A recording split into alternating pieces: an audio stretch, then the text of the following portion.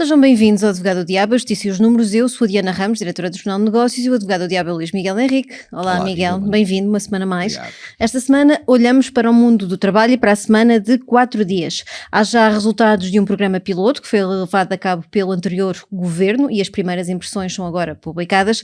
Os números parecem demonstrar que as empresas estão convencidas com este novo modelo de organização do trabalho. Para nos ajudar neste episódio e olhar também para o mundo do trabalho, temos connosco Ruth Xavier, professora da Católica Lisbon School of Business and Economics. Professora, bem-vinda ao Advogado do Diabo e obrigada por ter aceitado o nosso convite.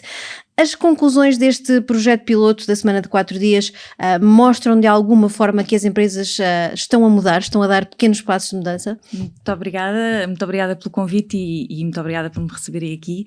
Eu acho que as empresas estarem a mudar é algo que já sabíamos e este estudo veio corroborar, mas mais do que as empresas estarem a mudar, as pessoas estão a mudar. Estão a mudar a forma como veem o trabalho e como querem estar nas empresas. Eu, como consultora, entro em várias empresas, o que eu vejo é muitas empresas hoje em dia preocupadas com employer branding e a imagem da empresa como empregador, e que não fazem mais do que ter uns puffs na recepção e umas maçãs, e isso não é employer branding. Isso já não chega. Isso já não é, eu acho que nunca chegou, nunca ninguém decidiu ficar numa empresa ou sair ou mudar porque se tinha lá os puffs ou as maçãs na recepção. Principalmente as pessoas estão a valorizar além do salário, continuam a valorizar e podíamos ter 5 programas a falar de salários baixos em Portugal, mais do que o salário, começam a valorizar aquilo que é a flexibilidade que têm no trabalho, é valorizar o trabalho remoto, é valorizar os 4 dias de trabalho.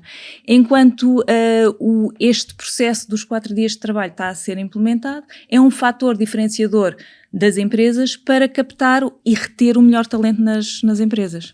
Miguel, as novas gerações também estão a ajudar a transformar o mundo do trabalho e das empresas.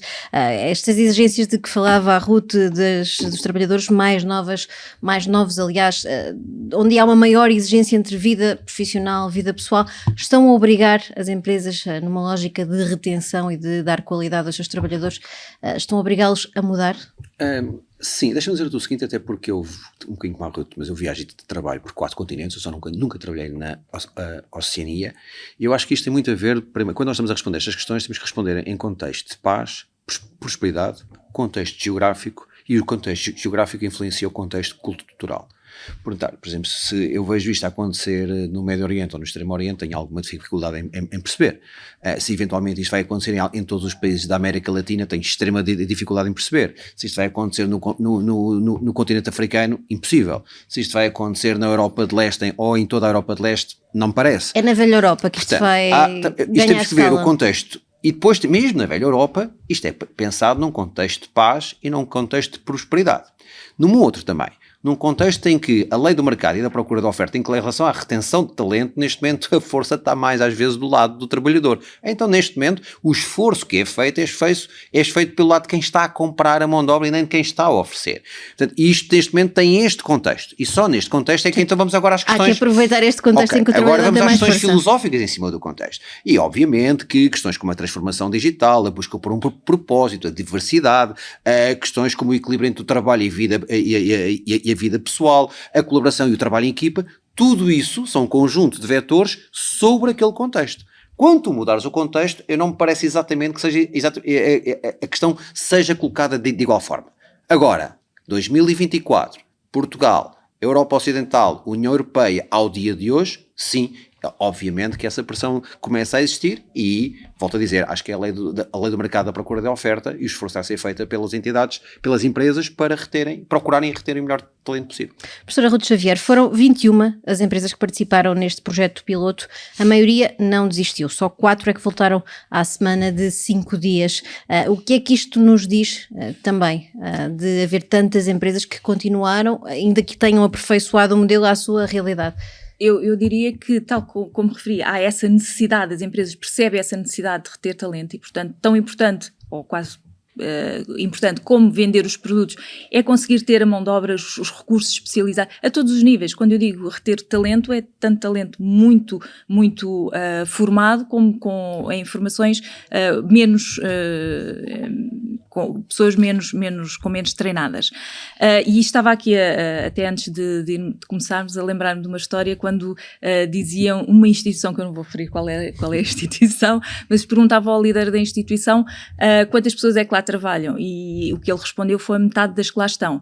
Isto porque quantas vezes nós vemos, e de certeza que o Miguel já viu, a Diana já viu, entramos em departamentos em que estão lá metade das pessoas que trabalham e realmente trabalham, e a outra metade está mais a atrapalhar do que outras. Isto faz, porquê? Porque não é porque as pessoas são preguiçosas, não é porque as pessoas têm má fé, não é porque as pessoas são más, pura e simplesmente as pessoas estão desmotivadas, e estas medidas são fatores de motivação adicional para as pessoas entregarem, para trabalharem, para serem mais eficazes naquilo que fazem no seu dia-a-dia. Miguel, a verdade é que entre estas empresas que entraram no projeto piloto havia uma creche, um centro social, um centro de investigação, um banco de células estaminais e várias empresas de consultoria ou de serviços. Não havia nenhuma empresa da indústria, não havia também nada ligado ao grande retalho. Isto é um sinal de que o modelo pode funcionar sobretudo para alguns setores de atividade da economia? Pelo menos começa a indicar que sim, pelo menos até ao próximo estudo. Talvez o grande desafio seja agora fazer um estudo complementar essencialmente com convencer as outras empresas e perceber exatamente até que ponto é que isso iria funcionar, e depois temos aqui uma questão também que é, mesmo funcionando, até onde isso não é perda de competitividade, nomeadamente até onde é que não seja perda de competitividade económica do ponto de vista da transformação disso num preço que agrave de tal forma o custo final do produto que ele se torna pouco competitivo e estamos a criar um problema maior do que aquele que queremos resolver. Agora, se me perguntares, e daquilo que é quase de forma empírica, há setores onde que estas soluções, elas estão muito mais apropriadas do que em outras, isso não haja dúvidas. Talvez com alguns ajustes, em teoria, no tempo, com o contexto correto, eventualmente elas sejam ajustáveis. Não podem ser apenas replicadas de igual forma, porque são problemas distintos, com soluções obrigatoriamente distintas. Professora Ruth Xavier, é difícil implementar este tipo de alterações em empresas mais industriais, no chão de fábrica puro e duro, ou em áreas, como eu apontava há pouco, como o retalho, que acaba por estar todos os dias da semana, quase todos os dias do ano, em permanente trabalho. Ou seria possível nestas áreas, mas com custos mais elevados? Eu concordo totalmente com o que o Miguel estava a dizer. Pode haver no retalho ou alguma atividade que tenha que cumprir um horário, tem que estar aberto, tem que operar 24 vezes, ou seja, pode haver necessidade nessas áreas, principalmente, de ter que reforçar a equipa e muitas vezes levar a aumentos de custos que se vão refletir mais tarde no preço final do consumidor. Eu diria que vai ser um processo, para já será um processo de diferenciação em termos de empregadores de cada uma das empresas, e as empresas vão fazendo para se diferenciar desta forma, mas vai ser um processo como há 100 anos atrás foi a implementação das 8 horas de trabalho. Também não era possível, não se pode, até se poder. Eu acho que há uma grande diferença entre as duas medidas, enquanto que as 8 horas de trabalho veio muito por manifestações, medidas legislativas, e foi muito por regulação. Eu diria que neste caso eu vejo mais como uma forma que é o mercado que vai pedindo até haver uma franja em que não muda, e para todas as pessoas terem igual oportunidade e iguais condições de trabalho, mais tarde virá uma legislação que vai, tal como implementou as 8 horas de trabalho, vai implementar os 4 dias ou algo do género. Há uma área que eu não vi no estudo e não vi ninguém a falar dela, que é preocupante, já hoje em dia é preocupante, mas toda a gente a subia para o lado e não vê. Que é o caso, nós temos 90% de microempresas, não só em Portugal, mas em todo lado, e é desses 90%, uma grande maioria, uma percentagem muito grande são autoempregos. Tem até 5 empregados, não é? Exatamente, a maior parte delas são autoempregos e, convenhamos, hoje em dia, se nós pensarmos, toda a gente conhece alguém que está numa situação, o cabeleireiro, o advogado, o médico.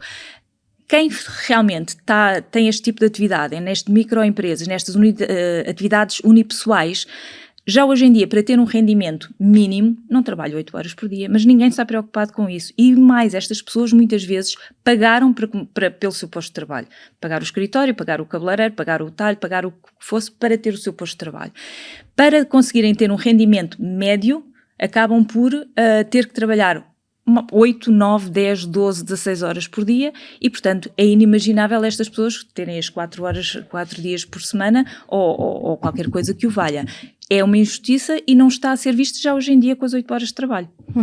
Miguel, e algumas destas empresas mudaram, por exemplo, o número de reuniões que tinham, a duração dessas reuniões, em alguns casos ajustaram o horário em que lidam com fornecedores. Isto é positivo, é realista e é fácil fazer este tipo de gestão? Bom, transportando isto para a realidade lusa, e apenas neste quadrado, isto é altamente meritório, porque nós perdemos tanto tempo, mas tanto tempo em reuniões totalmente improdutivas.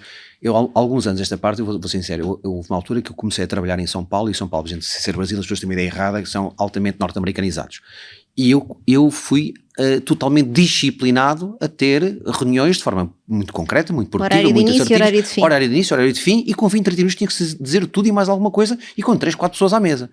Quando, às vezes, é complicado trazer isto para cá, porque na nossa cultura isto depois parece rude, quando perguntas a uma pessoa quanto tempo é que precisa para ter a reunião, parece que já estás a despachá-la. Não, é só ser organizado, é ser metódico. Portanto, há aqui uma questão... Funciona com os advogados, porque cada hora é contada Então, e cobrada. E comigo funciona em particular, porque mas mesmo assim, às vezes, eu tenho que ser sensível quando quero organizar a minha agenda, para não parecer que já estou a despachar o cliente e com isso que parece que não estou a ter interesse no assunto dele. Mas não, é só saber se quer 20 minutos, 1 hora, 2 horas, porque se tenho 2 horas, não pode ser já hoje, mas se for 20 minutos eu consigo encaixar na agenda de hoje. Mas dizer isto sem parecer mal, sem ser rude, é muito complicado. Agora, é realmente um facto que, e mesmo a distância, se eu andar 10 anos atrás, eu às vezes tinha que marcar viagens de avião para ir ter 2 reuniões a Luanda, ou para ter 2 reuniões em São Paulo. Eu hoje faço a reunião por Teams, não saio de minha casa ou não saio do escritório. Portanto, toda esta nova Mas relação... também se multiplicaram as reuniões por causa desse tipo de facilidades. Eu consigo fazer mais por menos, isto é, eu consigo fazer com menos horas, eu consigo entregar mais, e isso é um aumento de produtividade.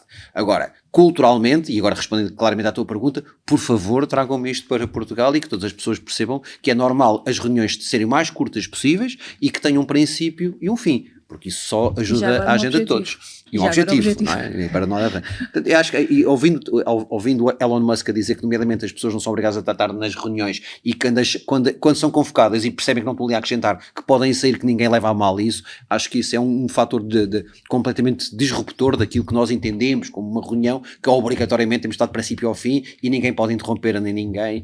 Isso assim não funciona. Vamos à questão da produtividade, professora. Os investigadores que coordenaram este projeto piloto dizem não ter dados suficientes para dizer o que é que mudou nestas empresas em termos de produtividade. Isto é uma fragilidade deste projeto piloto? Eu não vejo nada uma fragilidade no estudo nem no projeto. Como qualquer primeiro estudo, este estudo foi muito exploratório. Ou seja, conseguiram convencer as empresas a participar no estudo. Foi mais importante darem o primeiro passo. A importância de dar o primeiro passo e perceber se era possível implementar ou não. Viram, a seguir, como qualquer estudo académico, depois dos estudos exploratórios vão surgir muitos estudos em que se vai medir produtividade, vai-se medir o nível de satisfação das pessoas, vai-se medir a saúde das pessoas, virão muitos mais estudos que vão enriquecer o conhecimento que temos sobre a eficácia destas 4 horas. Mas vai ser essencial que se consiga perceber qual o impacto de produtividade para que as empresas entrem mais facilmente nestes modelos? Eu acho que vai ser importante termos esses dados. Acho que sim, que vai ser importante termos para refletirmos e para até ver quantas pessoas é que realmente mudaram por esta razão ou por outra razão qualquer. E, portanto, acho que é importante virmos a ter. Acho que vai acontecer, quer os estudos existam, quer não existam, porque, como disse, eu acho que isto vem muito impulsionado pelo mercado. O mercado vai exigir e, enquanto houver a necessidade de mão de obra qualificada, vai existir, vai haver esta tendência. Miguel, isto é um caminho que se vai fazer naturalmente nas empresas, quer haja perdas de produtividade ou não? Eu volto à questão do contexto. Eu acho que se o contexto continuar como nas últimas décadas, eu não tenho dúvidas que isso vai acontecer. E agora posso também achar, e este não é mais do que um achismo, o que me parece é que, enquanto que algumas, e mesmo em relação à realização de um conjunto de estudos que vão ser necessárias, há empresas e há setores que vão ser mais facilmente convencidos do que outros, porque muitos dos industriais, por exemplo, vão ter medo do precedente, isto é, isso corre bem, isso tudo corre bem, isto é, tu abres a tua porta, abres a porta da tua casa, tens 700 funcionários, aquilo ao final de 6 meses ou ano correu mal, mas não era a tua intenção, portanto queres colaborar no estudo, mas não é a tua intenção, pelo menos, enquanto as coisas não estiverem de tal forma franqueadas e implementadas. Não vai ser fácil convencer um conjunto de empresários a abrir as suas portas para fazer, porque todos eles vão ter receio até do certo precedente, isto é, se eu daqui por 2 meses, 4 meses, 5 meses quiser voltar atrás àquilo que é o panorama natural, eu estar a abrir a porta para isto, vou de alguma forma sensibilizar os meus colaboradores quem para a possibilidade avançar que pode vai ser acontecer. muito difícil recuar, ainda que tenhamos tido aqui 4 empresas que desistiram. Pronto, mas isso, eu acho, o problema disto é quando na indústria tu tens empresas com centenas de pessoas, e isso é uma massa diferente de parar do que eventualmente empresas com 4, 5, 6, 7 pessoas. Portanto, vai haver aqui alguma diplomacia que será necessária e alguma argumentação quase de pitch de venda para conseguir convencer, trazer algumas empresas de setores não mais tradicionais e não tão voltados não tão propensos a estas reorganizações, para poder perceber até que forma é que isto será transversal a toda a sociedade e a todo o mercado de trabalho. Uma última questão para ambos, há bocadinho a Ruth já deixou aqui no ar, mas é bom percebermos isto com números. Daqui a 10 anos vamos ter 90% das empresas e dos trabalhadores em Portugal a trabalharem só 4 dias da semana. Vai ser possível numa década? Eu não sei, relativamente aos números, eu não me consigo pronunciar, não sei se vão ser 4 anos, 5 anos, 10 anos, não consigo dizer. Consigo dizer que isto, eu acredito sinceramente, vai ser uma tendência, as pessoas vão valorizar, e até posso contar uma história que aconteceu comigo há 20 anos atrás, em que eu trabalhei durante 16 anos na Accenture. Eles já há 20 anos atrás começaram a implementar um novo modelo de horário de trabalho. Nós trabalhávamos mais 1 hora todos os dias, de segunda à quinta-feira, que aquilo em termos práticos não nos impactava assim tanto, e acabámos por ter uma semana de férias no Natal e aquele acumular de horas dávamos uma semana de férias no Natal e na Páscoa. Há 20 anos atrás. E eu devo dizer que eu, como colaboradora, do meu ponto de vista, foi um fator que pesou claramente e adiou a minha decisão de saída da empresa, porque era um benefício, apesar de não ser um custo adicional para a empresa, porque no fundo nós estávamos a entregar o mesmo número de horas, foi um valor acrescentado para mim como colaborador e um fator de employer branding, ou seja, aquela empresa diferenciava-se de todas as outras que me podiam empregar na altura. Miguel, daqui a 10 anos teremos já massivamente a semana de 4 dias. Eu estou a insistir na questão do contexto e na questão da conjuntura, porque acho que esta questão de paz, esta questão de prosperidade é um pressuposto. E o que é que pode mudar este contexto e fazer com que já ninguém olhe para esta questão como essencial no trabalho? Consegue arriscar cá? Isto é uma resposta rápida e breve. Eu sinceramente continuo a olhar com preocupação para aquilo que se passa no leste da Europa. Parece que é muito longe, mas é já ali ao lado. E eu não sei o que vai acontecer em 2024, não sei o que vai acontecer em 2025, não sei até que ponto há um conjunto de coisas que se possam estancar e resolver, ou se elas ainda vão agravar, e até que forma é que isso pode influenciar tudo aquilo que nós temos como certo. Sabes, eu gosto muito de história, como isto aparece, e acho que da análise do passado tu compreendes o presente e antecipas um bocadinho o futuro. E há ali um conjunto de sinais a qual nós temos de estar relativamente alertas e não podemos estar a decidir o que é que vai acontecer daqui por 10 meses, quanto mais por daqui por 10 anos. Acredito, e agora sendo mais esperançoso, que há um conjunto de alterações que elas vão sendo implementadas. Quer o percentual, quer o número de anos, é puramente especulativo. Professora, e para fecharmos uma última questão, também muito rapidamente, nunca se falou no Estado, no setor público e na possibilidade disto também ser um atrativo para o setor público. É possível num Estado, e num Estado como o que temos agora, em que faltam recursos, que a semana de 4 dias possa vingar? Apetece-me voltar a contar-lhe a história do líder, que metade das pessoas que cá estão, se fossem bem remuneradas, se forem bem motivadas, sim, e o Estado continua a ser, para já, dos principais empregadores. Tem dificuldades de atratividade. Exatamente. Tem uma grande necessidade de garantir produtividade e tem uma grande necessidade de atrair talento. Não pode ser... Tem que atrair boas pessoas para ser realmente efetivo e conseguir produzir e conseguir ser eficaz e atender as nossas necessidades todas. Muito bem, está assim feita a análise desta semana de Olhos Postos no Mundo do Trabalho. Obrigada, professora Ruth Xavier, por nos ter acompanhado neste programa, e obrigada, Luís Miguel Henrique, por esta análise no Advogado do Diabo. Assim que nos acompanha. Até breve.